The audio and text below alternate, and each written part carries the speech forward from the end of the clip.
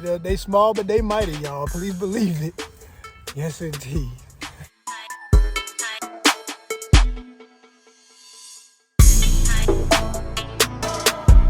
Y'all, so guess what? I'm gonna do catch, cook, and clean. You already saw the catch, now you're gonna see the clean. I'm going to eat it, nothing goes to waste in the ONYXCON philosophy of fishing. Like I said, we fish for the thrill and for the meal. We don't keep everything we catch for a meal, but when we do, we eat it. And everything we can't eat, we put it right back in the water for something else to get a meal. Turtles, I know you're gonna be happy, because what I usually do is dump all of the extra stuff, the head, the guts, all that stuff I don't eat, in the Chattahoochee, and the gut meat and all that can be great bait, because yeah, gar and big cats and stuff like that will hit that stuff. So I will be keeping most of that anyway. Let's get busy. Hope y'all enjoy. All right, y'all. What's up? Let's get busy. First and foremost, I like to always sharpen my knives, because they do get dull between usage, and you just don't know how good or not good they are until you start using them and you realize, man, this knife used to be so sharp. Why is it dull now? So if you got a good fillet knife, keep it sharp. It's always the number one thing. I know somebody's sitting there looking saying, that's not how you sharpen a knife. I know everybody's got their way, but I promise you, what I'm doing, it's sharp. Little boogie here. Oh man, love me some shell crackers. This is a good tasting fish right here. If you love crappie, you'll love shell crackers. If you ever had brim, you'll love shell crackers. It's still a brim, but it's its own thing in a way, because they have this very hard head, and the reason they got their name is because the small mollusks that live in most of the waters they dwell in, their jaws are powerful enough to crack them open, and they eat those freshwater mollusks. Some of which are native to Georgia in the waters I fish, and others are invasive. But most of the ones where I'm at are native. And I never forget looking that up years ago, because up until a certain point in my life, I just didn't know that there were little mussels in freshwater. I always just assumed that was, that just go with the beach. You know, when I'm at the beach, you see shells and everywhere, you know. Then you realize, no, there's freshwater mollusk. So yeah, just a little knowledge tip there. So I like to always start with getting the head off. And no matter how big or small the fish is, I'm very careful with my knife, because I have, by mistake, cut myself before, and I don't ever want to feel that again. You know, when you're working with sharp knives, you don't want to play with it. So you're going to get the gut area, that whole cavity removed first, is my goal, and I pretty much know where it is. You can feel it when you press. It always flattens right on that edge right there, because that's the little moist part where all the guts are. If you go through there just like so, you get it all off in one swoop, then you can go back, get your knife all the way through there. And as you start heading back toward the gill, holding the head real firm, heading back towards the gill plate, you're gonna basically kind of imagine this shape here and cut at an angle and get all that removed in one swoop. Now I can use my heavier knife for this. If you got one of these, it's really good for that, because it cuts through all that bone and stuff like nothing. Yep, just like that. Then you're gonna pull that away. This right here, if you ever watch any of my gar and catfish videos from the river, that's bait all day. That is bait all day. They love this. Yes, it attracts everybody else too, like the turtles and all that, but all the monsters I've ever caught were caught on either bait like that or even something as simple as a hot dog. Yeah. But the gar, you know, people are quick to call them scavengers, and I laugh. I say, okay, so you're a human being, and you're calling a fish or any animal a scavenger, and you go to the grocery store and buy food that is weeks old, months old, and but you're calling anything else a scavenger. Come on, people. You know, if you're eating real fresh, you're literally watching a video from the day of when this is hours away from the water. I'm literally from water to plate. It don't get no fresher. And the water is good water, because, you know, like any water, yeah, there can be contaminants, but I do my research on the bodies of water I fish in, and as long as the Georgia Department of Natural Resources doesn't put out an alert, because they are constantly checking the water values and levels and everything. If they say that there's a certain, you know, contaminant or whatever in the water, then yeah, I'm gonna pay that attention. I'm not gonna play with that.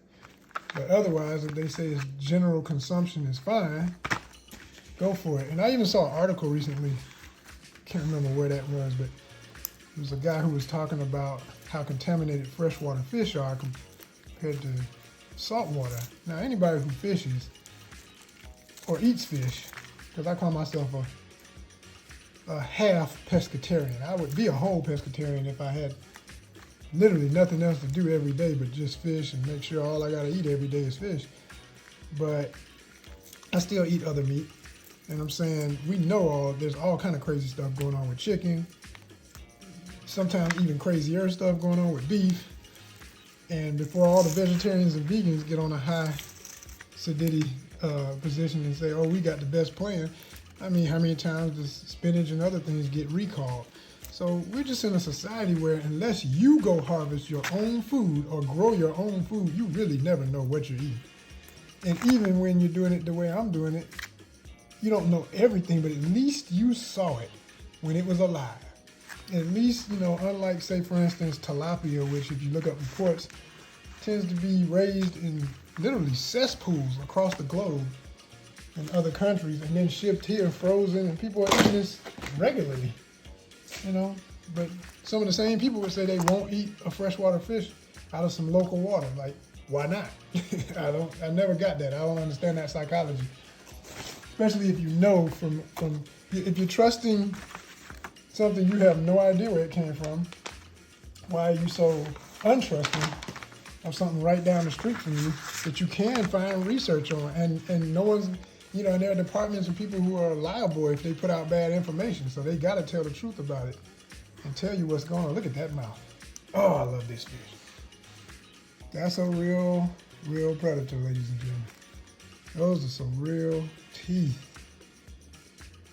And even though, okay, one of them here is a little flexible, it must have got broken in the battle. Oh, no, it just flexes. I realize they're not, some of them just flex naturally and other ones are stern. That's crazy.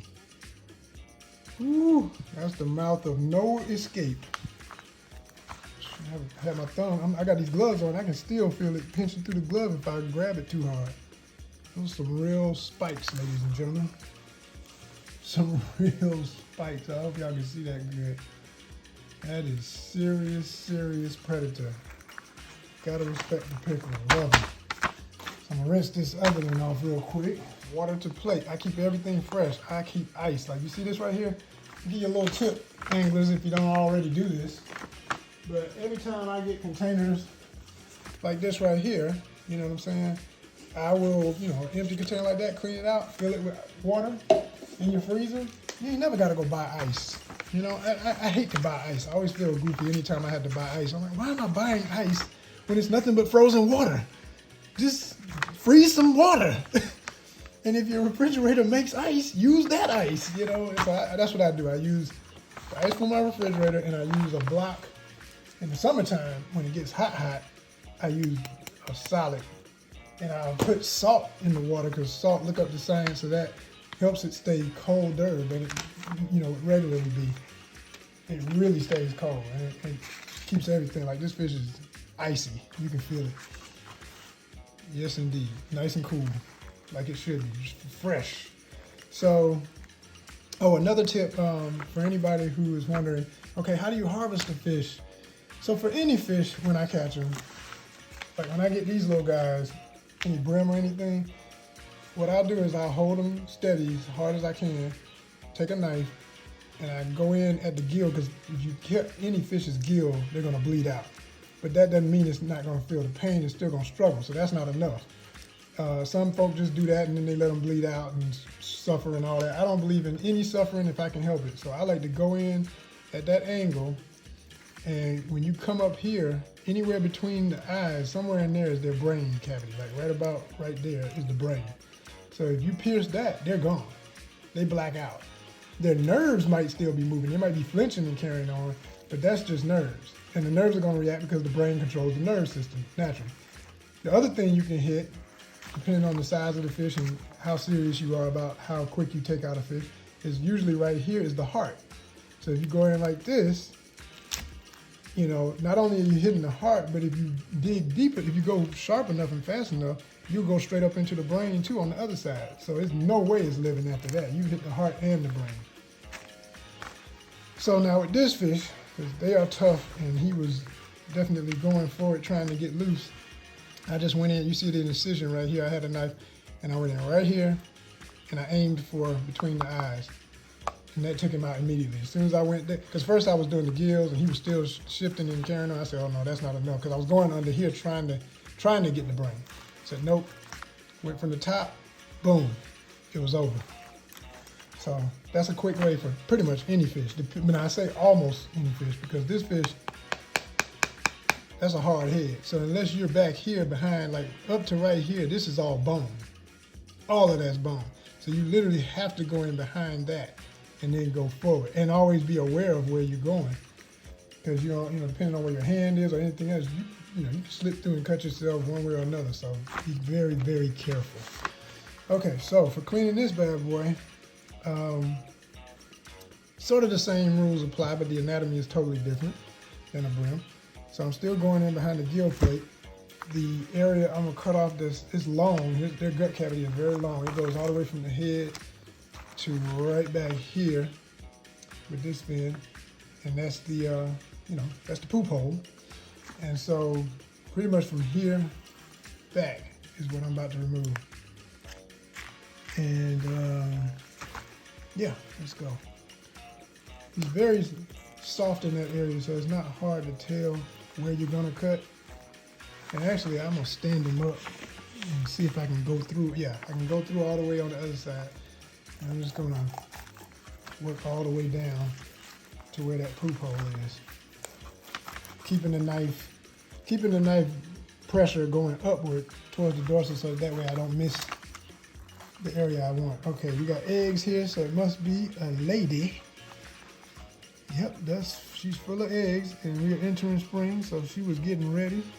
That's why she was hungry. Most fish, when they are the females, when they're more aggressive to eat and everything, but that's, that can be territorial sometimes. Sometimes it can be feeding up, getting ready. Oh wow, look at that. She's got a shell in her gut from something she ate. She ate one of those little, I was just talking about small shell mollusk. Here's a little tiny shell from, and it may not have been something she ate.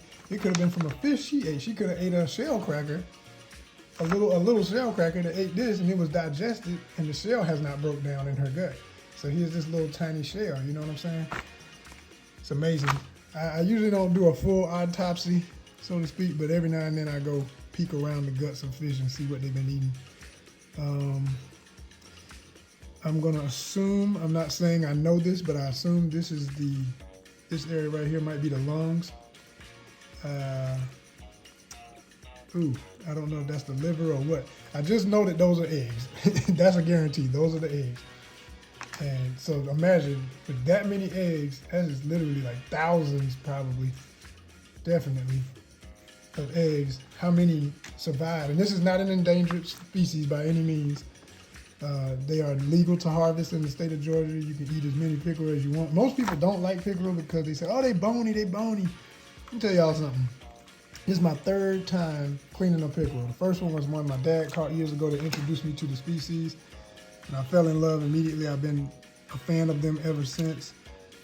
Okay, there's more I gotta get out back here, but I found that in the first one I ate, not only do they taste good, so don't believe any hype if somebody says, oh, they don't even eat good.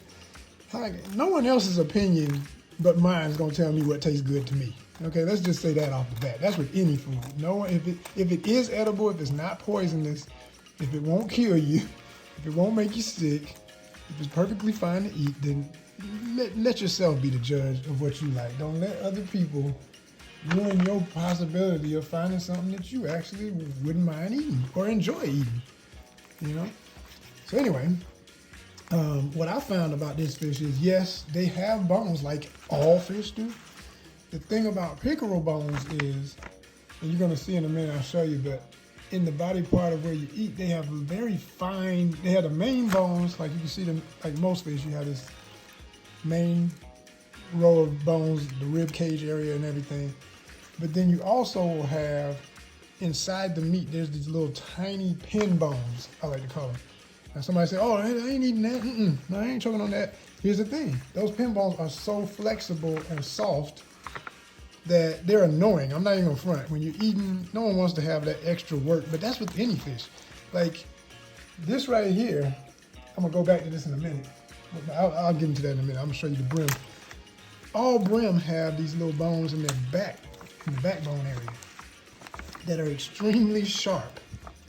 And in my opinion, would pose you more of a threat in eating them than eating a pickerel once you cleaned it properly.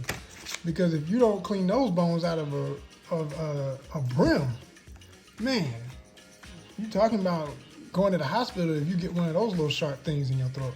I'll show you what I'm talking about in a minute. But this fish does not have that. The pickerel does, well, or put it like this, after you clean it right, it doesn't have anything like that. And the taste, it's flaky, white meat, like both of these fish have that. And you know, that's what most people want. They want flaky white meat for fish, depending on the species, whatever it is. Because tuna ain't white, but everybody loves tuna. Well, not everybody, most people love it if you like fish. So I'm gonna finish detaching the head just because I'm gonna use this. I won't use this for bait. The head will be just, giving back. This is a pickerel, which is in the pike family. It is the smallest of the pike species, and it is native to Georgia and other southern waters. I'm proud to say, because once I discovered them, man, I have targeted this fish so much. And to catch them, you pretty much can fish them the way you would bass. And yes, I'm cutting off the dorsal meat because on just about all fish, the dorsal, the skin, and the gut is where any contaminants would be if there are any. So if you avoid that, you can just about eat anything that's edible. And even with this fish, look at how white that is. I almost wouldn't even want to do that because it's not yellow like on a catfish. All species of catfish generally in anywhere, but especially in Georgia and in rivers, in the Chattahoochee, if you eat one, make sure it's not too big. But when you cut that dorsal away, it's yellow meat instead of white like this. Like that's edible. That's good meat. I'm not gonna mess with it just because I do my thing about that dorsal. I just don't play with it. I try to avoid that area. But as you can see, this is a very, very, very nice white meat fish. So I'm gonna clean that part off real quick. I like to wash it as I go. Hold on for a second. In Georgia, yes, we have what we call chain pickerel, the southern pike. Now, I don't know how it got the name chain pickerel. Still gotta look up the etymology. And yes, I removed the skin on all of my fish. And the way I like to do it is I use these little tweezer-like tools. If you got anything similar to this, you're in good shape, or go get some to have a grip.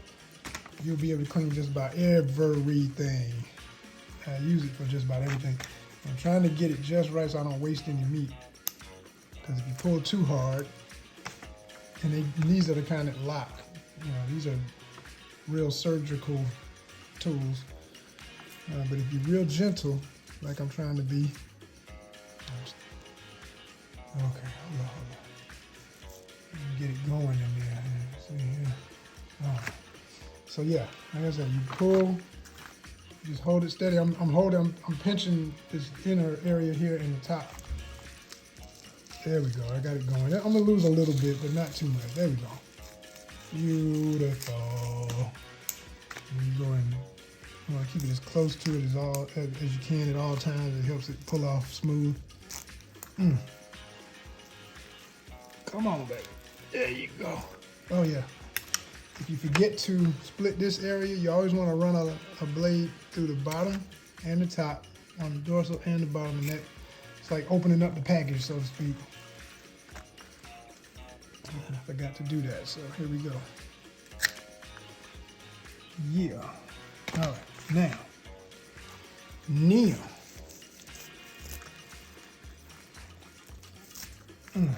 Nice. Like I say, there's gonna be some happy turtles at the river when I put this back in the water. Go this way, carefully, very slowly. I don't like cutting towards my hand ever, but so I really shouldn't, but just want to make sure I get that off. Okay, so now I've pretty much cleaned out the whole. I'm still going ahead and get more of the area that is headed to the poop hole. Different tissue and intestines and whatnots. All right, I'm gonna clean it again just to make sure it's real clean. Don't believe the hype people talking that stuff. Let them keep their little opinions to themselves, telling you what's not good. And like one of my favorite folks to watch on YouTube, I'm forgetting the name of his channel as I want to give him a shout out, but he's a chef too, and he does nothing but catch, clean, and cook. He always says there's no such thing as a trash fish, just like I like to say that, but he adds his own little phrase. He says no such thing as trash fish, just trash cooks. I take it a little more hardcore. I say there's no such thing as a trash fish. I'm saying if you want to get weird about it, I say there's plenty of trash people, just not trash fish. Because like people have a lot of trashy ideas. They bring their prejudices to things that it's like, man, what are you talking about? Like, you don't want to eat it, don't eat it. You don't understand why somebody else eats it, just don't. You know, but don't make anybody else feel weird for whatever they enjoy. And you eat something that they would look at you and say, why would you eat that? Anybody's choice of food could be somebody else's grotesque nightmare of why would you eat that. So right here you can see, I don't know if you can see them. I'm trying to put my gloves so you can see the contrast. Okay, they're like right, those are those little pin bones. Now, even those aren't the ones I'm really talking about. I'm gonna see if I can pull one out, because what happens when you cook it, you can almost pull them out as you're eating. Okay, that one didn't come out smooth. It always comes out easy once you cook it. Once you cook it, they just, you know, you come across them, you pull them out. It's no big deal. It's like, the best way I can describe it is if you got canned salmon, and every now and then you get those little super fine bones. And you know, canned salmon has already been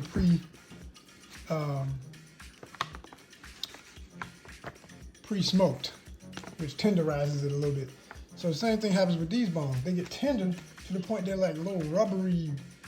They're not gonna choke you, is my point. They're harmless. They're annoying, but they're harmless. I'm trying to favor, you know, just like any fillet, I'm holding the tail steady as I go. I'm taking my time because it's so easy to slip through here and miss some of what I want. I want to get as much as possible. And some folk would just fry it or bake it or whatever as is, which you could. At this stage, you really could just, you know, you don't have to fillet it if you want. You can just go for it like this and it'd be a nice piece of fish sitting on a bed of rice, you know. But I just don't want to have to deal with extra bones, so I like to pull it away from the rib cage. And yes, I'm missing the meat between the ribs and all that. It is what it is. I'll be all right. There's plenty of meat once the time I finish this. All right, nice. There she is. Now, the other thing I'm gonna do is go in here and get these bones out now. These are not the pin bones I'm talking. This is the rib cage bones. So you just slip it in. This is pretty much true for any fish that has this type of gut structure. If you slip in right underneath those bones and cut carefully, very carefully and tenderly, you won't waste any more meat. And that fillet is gonna be amazing. But you do want to get that out of there because it's just a row of bones. And they're pretty sturdy bones because, you know, they attach to that main, the main vertebrae.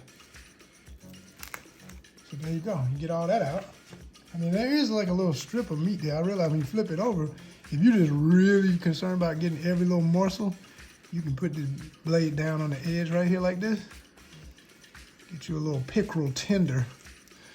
And I am going to use that. Yeah, I'm going to eat that. Because that is exactly what that is. That's a nice little tender.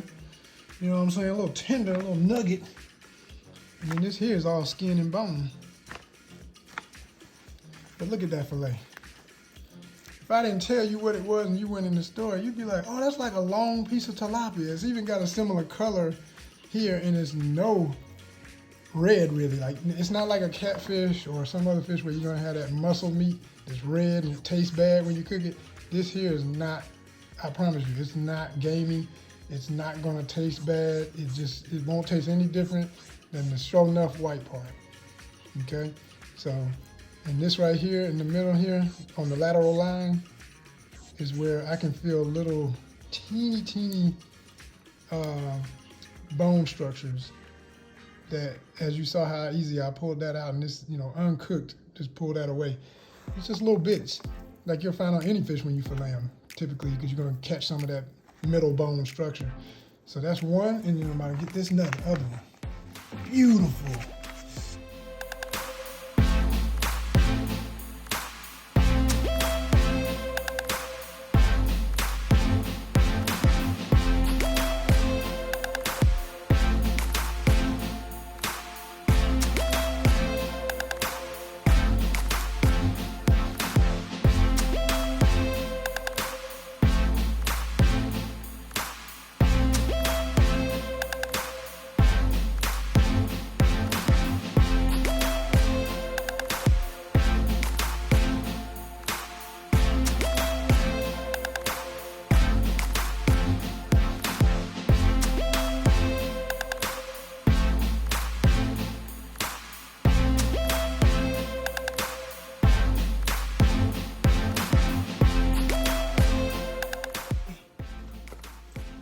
Two fillet, plenty of little bits like this too.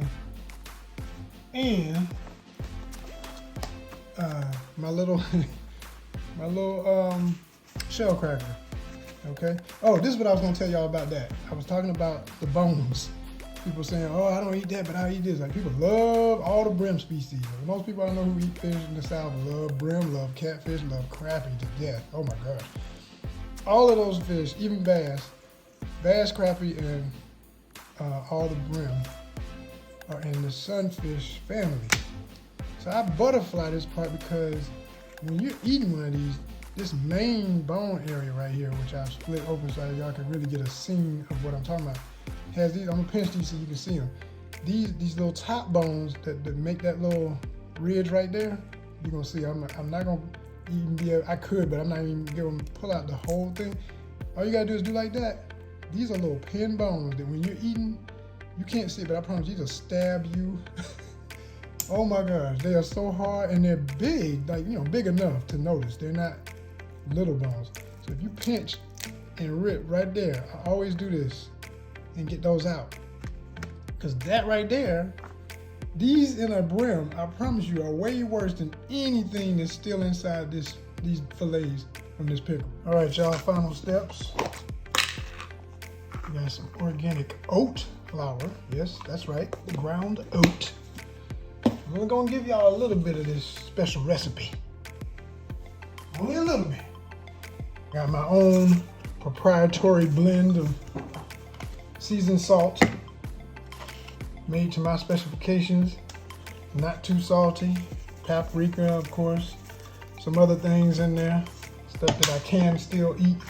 You know, as you get older, you start realizing you gotta switch some stuff up, especially if you go through some health issues. And I'm not ashamed to say I have, because I've grown and learned from it and gotten better because of it.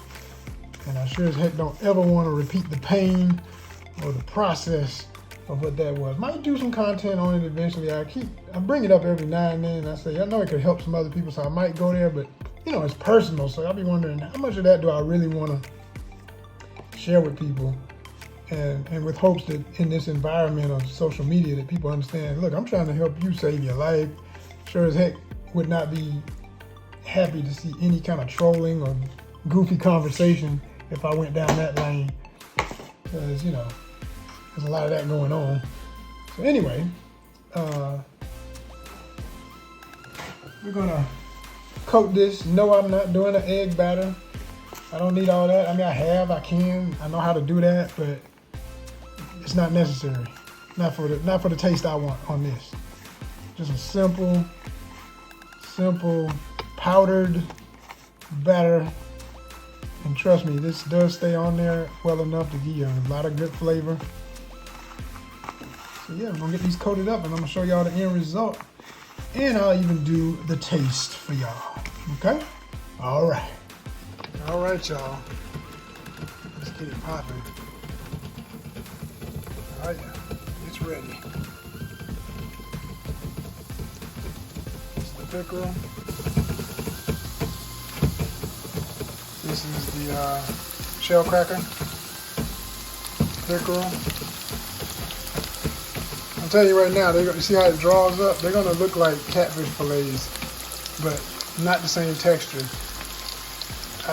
You'll see. You'll see when I'm finished.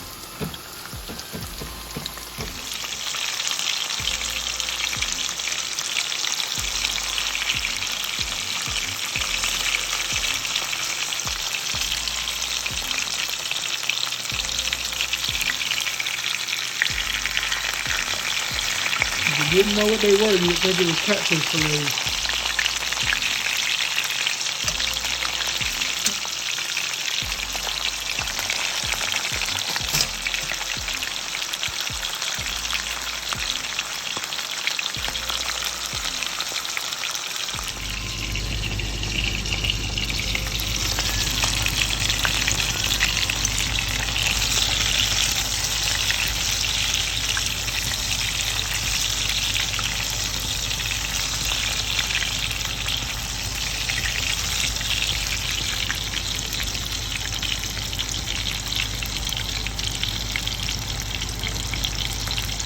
Ready for this.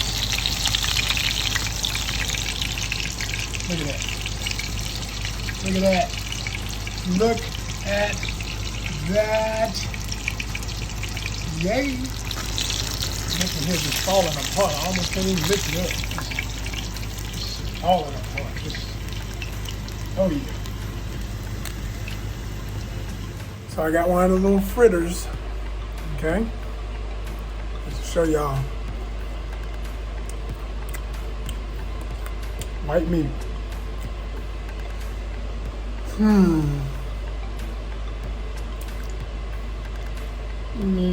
Yeah.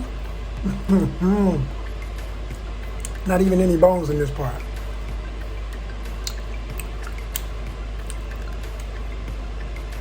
Oh yeah. Oh yeah. So this is what I mean about the little teeny bones. See this? I call them Y bones because they're literally shaped like little Ys. You can pick them out. See that? It's got like a little Y. I say the reason it's got a little Y bone in it, because it's saying, yeah, I'm good, yes. You can eat me, yes. See how flexible that is? That's not gonna kill you, y'all. I mean, you know, no one wants to eat a bone, but I'm saying, look, I'm bending this thing. That's what people are talking about when they say, oh, they're bony. This ain't gonna kill you. Okay, I'm not saying I want to eat this. I'm not gonna eat it. I'm gonna pick all of them out if I can. But if I were to come across one, I'm gonna live to see tomorrow. You know what I'm saying? It's gonna be processed with no problem, and it's worth it for that meat. My mind. It's worth it. It's worth the little Y bone.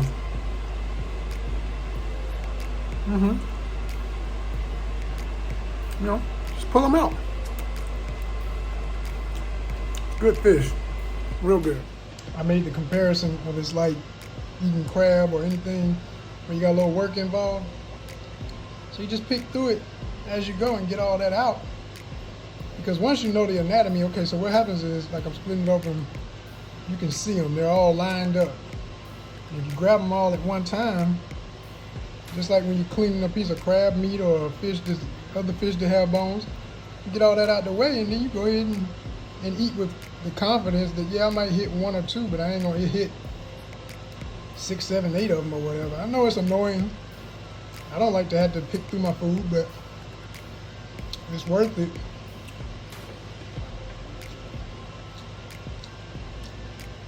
It's worth it. Tasty fish, I'm telling you, it's good. It's flaky, and the taste is like, I mean, I'm gonna be honest with you. If